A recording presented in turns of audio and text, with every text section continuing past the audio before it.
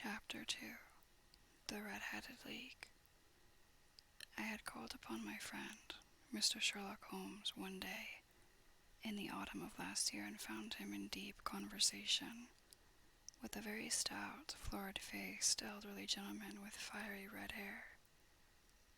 With an apology for my intrusion, I was about to withdraw when Holmes pulled me abruptly into the room and closed the door behind me. "You could not possibly have come at a better time, my dear Watson," he said cordially. "I was afraid that you were engaged." "So I am, very much so." "Then I can wait in the next room." "Not at all. This gentleman, Mr. Wilson, has been my partner and helper in many of my most successful cases, and I have no doubt that he will be of the utmost use to me in yours. Also," the stout gentleman half rose from his chair and gave a bob of greeting with a quick little questioning glance from his small, fat, encircled eyes. "Try the settee," said Holmes, relapsing into his armchair and putting his fingertips together, as was his custom when in judicial moods. "I know, my dear Watson, that you share my love of all that is bizarre and outside the conventions and humdrum routine of everyday life. You have shown your relish for it by the enthusiasm which has prompted you to chronicle, and if you will excuse my saying so, somewhat to embellish so many of my own little adventures. Your cases have indeed been of the greatest interest to me," I observed. "You will remember that I remarked the other day, just before we went into the very simple problem presented by Miss Mary Sutherland, that for strange effects and extraordinary combinations we must go to life itself, which is always far more daring than any effort of the imagination. A proposition which I took the liberty of doubting. You did, Doctor, but nonetheless you must come round to my view, for otherwise I shall keep on piling fact upon fact on you, until your reason breaks down under them and acknowledges me to be right. Now Mr. Jabez Wilson here has been good enough to call upon me this morning, and to begin a narrative which promises to be one of the most singular which I have listened to for some time. You have heard me remark that the strangest and most unique things are very often connected, not with the larger but with the smaller crimes, and occasionally indeed, where there is room for doubt whether any positive crime has been committed. As far as I have heard, it is impossible for me to say whether the present case is an instance of crime or not. But the course of events is certainly among the most singular that I have ever listened to. Perhaps, Mr. Wilson, you would have the great kindness to recommence your narrative. I ask you not merely because my friend Dr. Watson has not heard the opening part, but also because the peculiar nature of the story makes me anxious to have every possible detail from your lips. As a rule, when I have heard some slight indication of the course of events, I am able to guide myself by the thousands of other similar cases which occur to my memory. In the present instance, I am forced to admit that the facts are, to the best of my belief, unique. The portly client puffed out his chest with an appearance of some little pride and pulled a dirty and wrinkled newspaper from the inside pocket of his greatcoat. As he glanced down the advertisement column, with his head thrust forward and the paper flattened out upon his knee, I took a good look at the man and endeavored, after the fashion of my companion, to read the indications which might be presented by his dress or appearance. I did not gain very much, however, by my inspection. Our visitor bore every mark of being an average, commonplace British tradesman, obese, pompous, and slow. He wore rather baggy gray shepherd's check trousers, a not over-clean black frock coat unbuttoned in the front, and a drab waistcoat with a heavy brassy Albert chain, and a square pierced bit of metal dangling down as an ornament.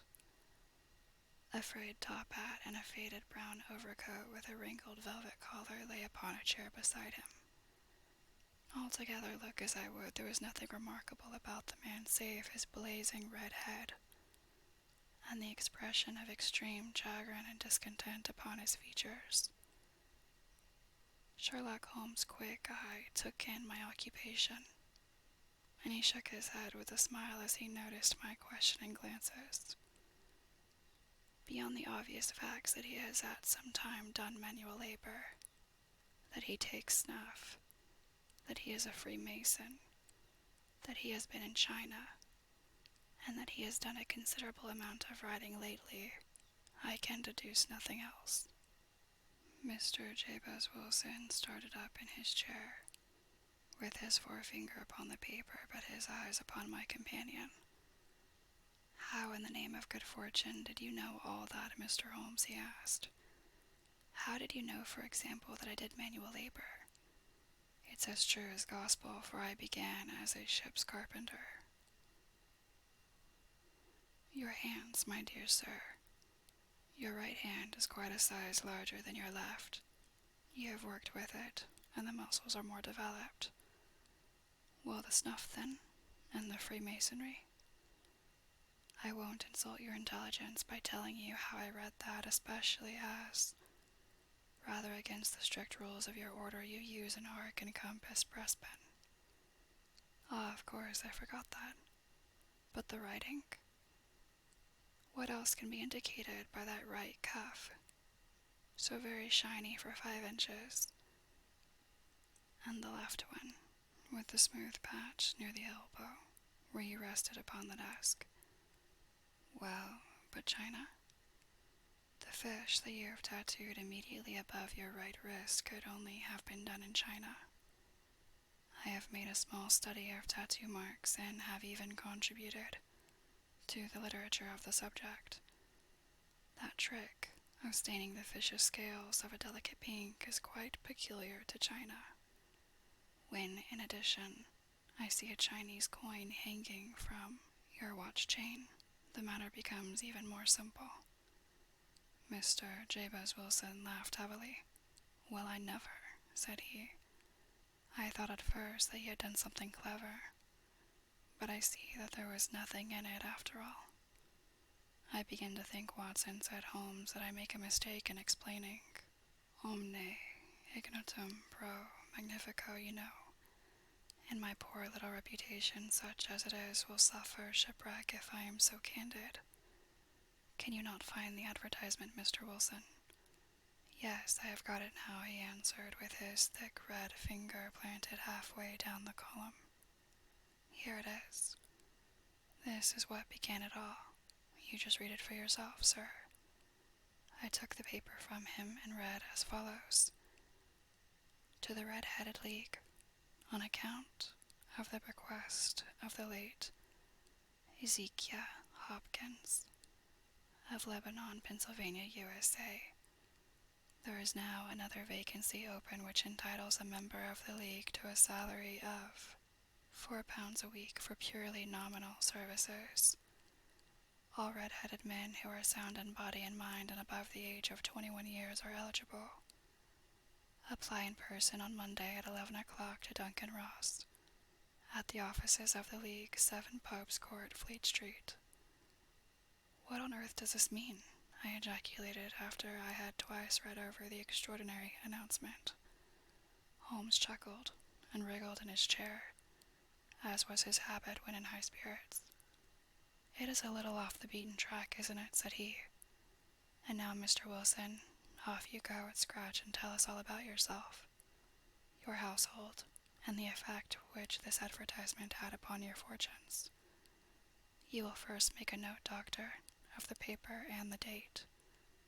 It is the Morning Chronicle of April 27th, 1890, just 2 months ago." "Very good. Now, Mr. Wilson." "Well, it is just as I have been telling you, Mr. Sherlock Holmes," said Jabez Wilson.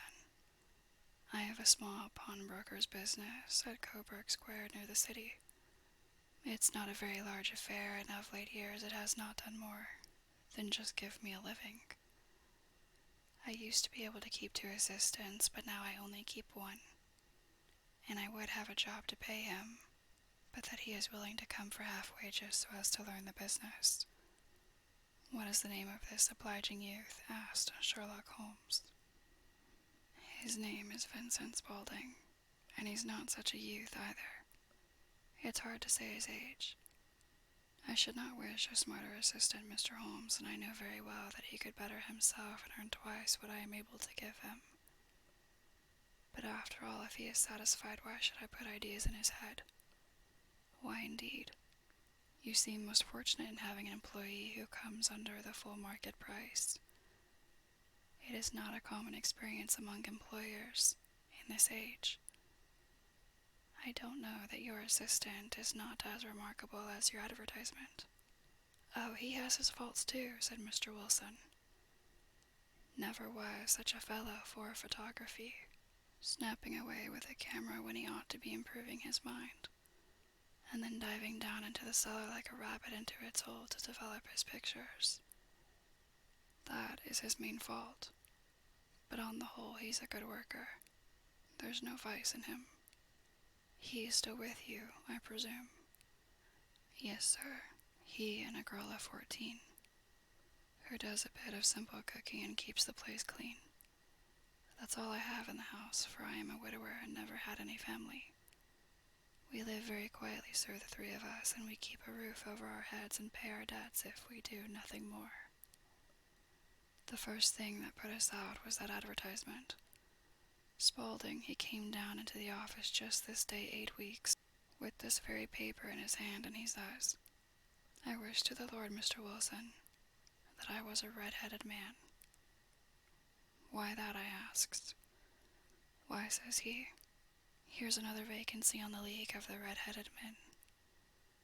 It's worth quite a little fortune to any man who gets it, and I understand that there are more vacancies than there are men, so that the trustees are at their wits' end what to do with the money. If my hair would only change color, here's a nice little crib all ready for me to step into.